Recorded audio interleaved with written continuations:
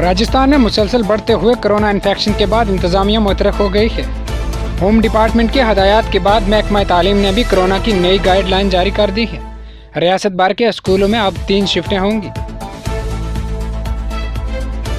गहलोत हुकूमत को झटका, सिंगल लेज केस वापस लेने की दरख्वास्त खारिज।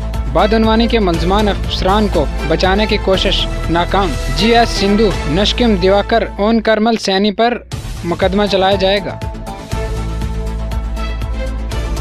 बैंक में नौकरी का ख्वाब देखने वाले नौजवानों के लिए खुशखबरी है। पंजाब एंड सिंध बैंक ने मुल्क भर में भरपूर आसामियाँ निकाली हैं। पंजाब एंड सिंध बैंक की जानिब से जारी कुर्दा नोटिफिकेशन के मुताबिक रिस्क मैनेजर और IIT मैनेजर की 40 असामियों पर भर्ती की जाएगी। काबीना में रद्दोबदल में एक खातून MLA को वजीर ममलिकत बनाने के बाद 2 अजला की सियासत गर्म हो गई है।